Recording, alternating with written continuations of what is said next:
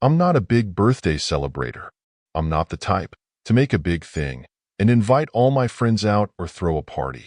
My close friends know this. So usually I'll do something more low-key with my family or close friends. One year in particular, after I went to dinner with my family, three of my friends were texting me, trying to make plans to go out and do something. Not out to bars or anything. We were only 19 at the time and didn't have any fake IDs. My friend Jay has a Jeep, so he suggested we go night off-roading on one of the trails about a half hour from our houses. It was this really huge state park that had trails big enough to go off-road on. He had done it before. Technically, you're not allowed to, but past dark nobody is in those woods. Since my birthday is in July, the days are really long. It doesn't get pitch dark until around 9 o'clock. And I'd say that was around the time we started heading over to the park. My friend Carl brought a bunch of weed. And my other friend Joey brought a handle of vodka to celebrate my birthday. The plan was to hotbox the car in the middle of the woods. And just get really fucked up. Jay wouldn't be partaking in the alcohol since he was the one driving. So past a certain hour, the entrance to the state entrance park's parking lot would be coned off. But since there's no night security guards, it's easy to just get out and move one of the cones and drive around it. We just were on the lookout for any cops before entering the parking lot. Once we passed the entrance, there was a somewhat long stretch of a narrow one-way road with woods on either side. Then eventually it led to the big open parking lot, which also was surrounded by wood on three sides, and then baseball fields and a playground on another. Jay knew exactly where to go to get to the trails, which were technically for walking, but they were plenty wide enough to drive on according to him. We made sure there were no cops sitting in the parking lot before entering the trail though. Once we were on the trail, Jay turned his brights on to have better visibility.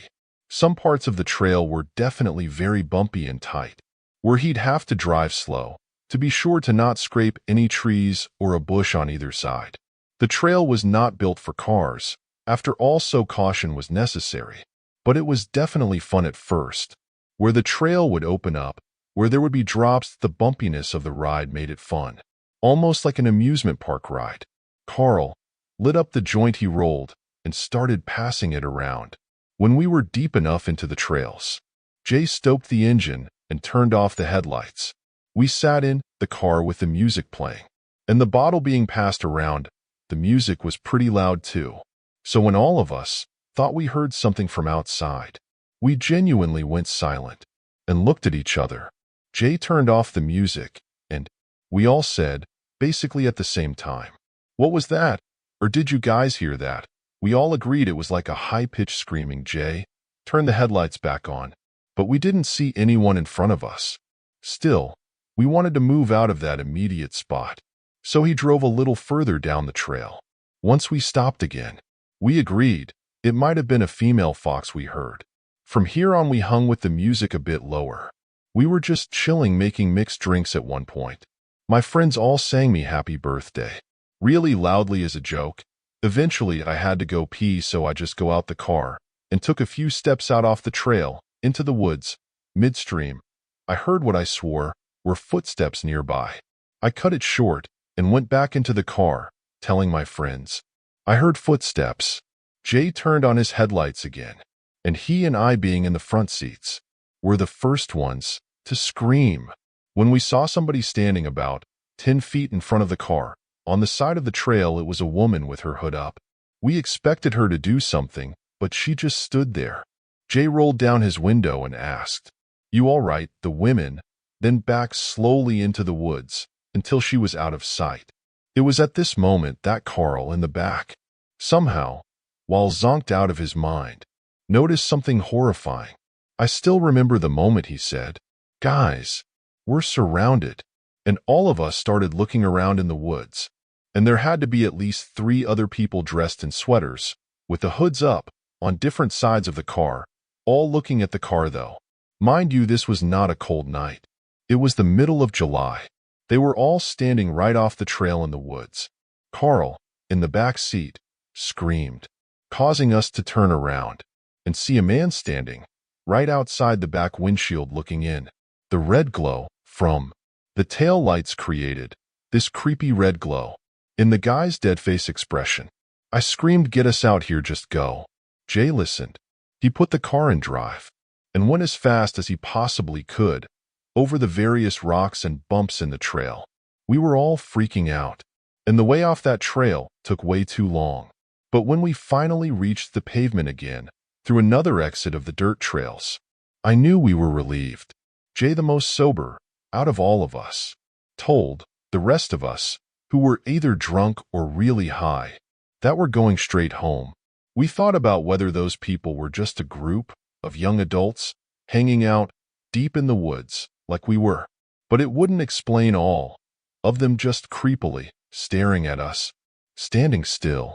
Nor would it explain one of them standing directly outside the back windshield, looking inside the car, or the fact that they were all wearing hoodies on a summer night. We also realized that scream-type noise we heard most likely wasn't a fox after all, and probably had something to do with them either way. Off-roading in those woods at night time was never an idea we floated again.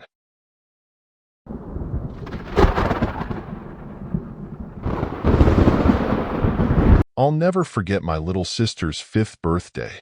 But not for a positive reason. It was at a tea room type place that did princess parties for kids' birthdays. I didn't want to participate in of the activities or princess interactions, since I was worried about people thinking I was a baby, like a typical tough 6th grader.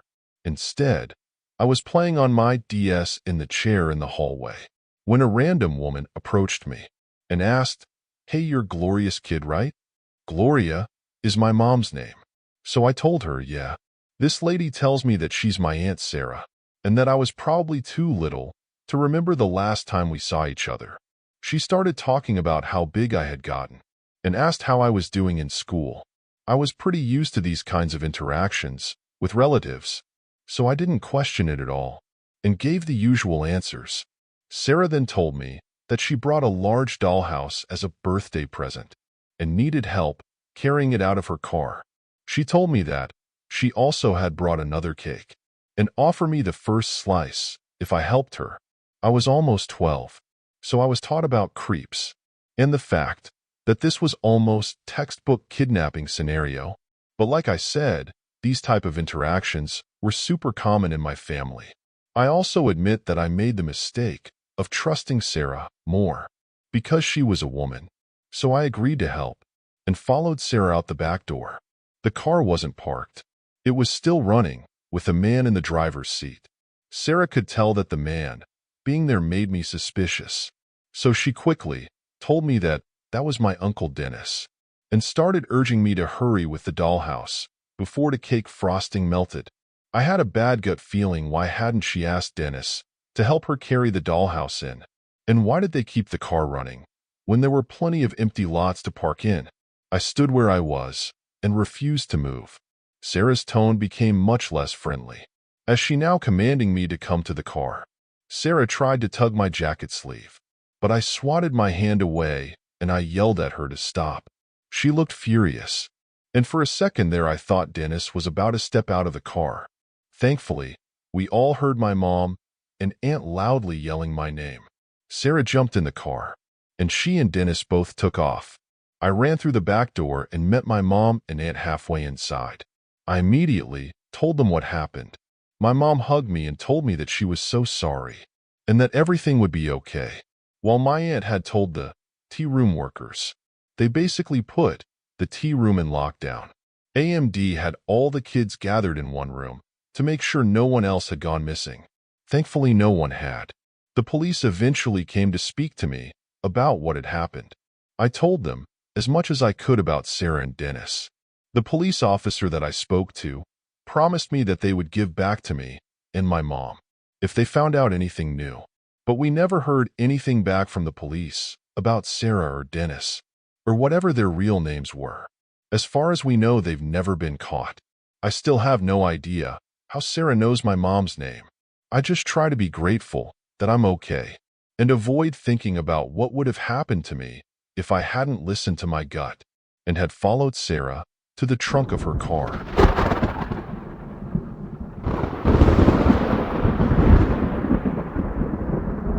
My uncle is really well off and has a really cool house on the water with a huge backyard and pool.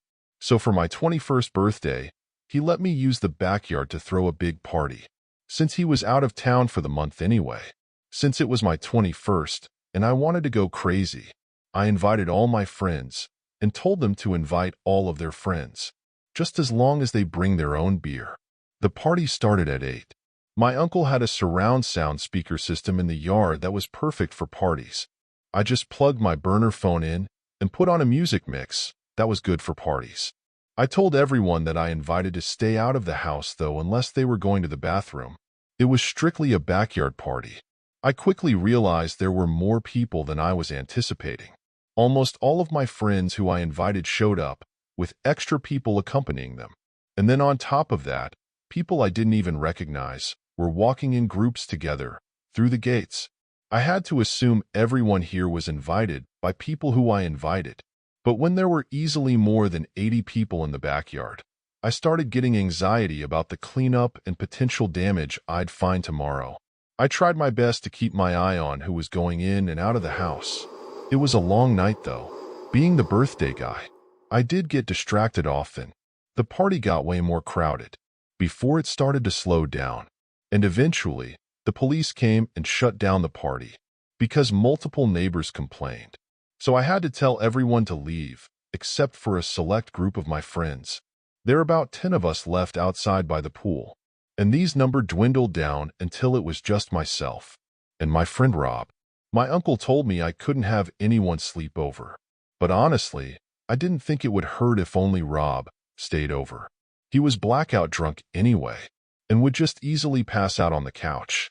I walked him inside, then went back outside to lock both gates, then locked the back door. By the time I got inside, Rob was already sprawled out in the couch in the living room, and anytime I'd attempt to talk to him, asking him if he's asleep already, he'd just make a half-effort groan sound. So I left him there. I checked the bathroom to make sure it wasn't too dirty, and minus a couple empty beer cans on the counter, it wasn't too bad. The cleanup wasn't going to be too bad tomorrow with the help of Rob. I went upstairs, planning to sleep in one of the many bedrooms, wondering why my uncle was so strict with no one staying over, when there's literally 4 extra beds. The 2 fancy stairways in the giant foyer led up to an upstairs balcony that overlooks the foyer, and then a bunch of bedrooms and 2 bathrooms and another living area. I brushed my teeth with my finger in the upstairs bathroom and went right to sleep. I was drunk too, so I fell asleep with ease. I woke up about an hour later feeling really nauseous. I mixed way too many liquors. I had to run to the toilet to puke. After I puked, I walked back out into the upstairs balcony area, and I heard footsteps from down in the foyer. I walked over to the railing of the foyer balcony and looked down. I said Rob, and I saw a figure in the darkness below, stopped moving. I felt like I could see them looking up at me, but with how dark it was in the house, I couldn't see the person's face or any features. I then heard something from the living room downstairs. The sound of snoring. Just dawned on me that the person in the foyer wasn't Rob. I said, "Who is that?" thinking maybe it was just another party guest who maybe passed out somewhere drunk earlier. But they didn't answer. I heard more footsteps from the kitchen area downstairs. My heart started pounding now. I said I'm going back to sleep, pretending like I thought they were just party guests, when in reality, I was going back to the bedroom to lock the door and call 911 right away. But then I remembered Rob was down there. I had to try to warn him. I called his number and someone picked up. Before saying anything, I said Rob at least 3 times. All I heard was breathing on the other end. I hung up the phone and dialed 911 now. And while on the phone and whispering to the 911 operator, the doorknob to the door twisted around, and then there was a light knock on the door. I asked the operator in a whisper if I should say I'm on the phone with the police, and he said no, don't announce my presence. I asked what about my friend Rob, and he paused for a second, as if he didn't know what to tell me. Then he said, just wait in the room until the police arrive, and if they think my friend is asleep, they probably wouldn't harm him. I could tell even the operator didn't really know what to do about that, but I figured that was the best option too. At this point, All I could do is wait, in the locked room, waiting out the intruders until the police got there. The operator told me police were arriving now, and that they would try the front and back doors. The police were able to enter through the back door, which was left open by whoever the intruders were. Only then was I instructed to go downstairs and meet them. I woke up Rob and explained everything to the police while he listened. Still drunk and confused, I searched the house, seeing if anything was missing. But it wasn't my house, so I didn't really know what was there beforehand. My uncle's bedroom was locked, and he didn't have many valuables just sitting out in the open. The police searched the entire house before leaving. They said they'd keep an officer on the block for the night, which made me feel a little better. I never told my uncle about this until one day. He asked where his Cartier watch was. Apparently, it was stolen right from the kitchen drawer by one of the intruders. It was then I had to tell him the truth. And obviously, he was anything but happy. He never asked me to reimburse him for the watch. But he also never allowed me to throw any kind of events at his house. I can't blame him for that.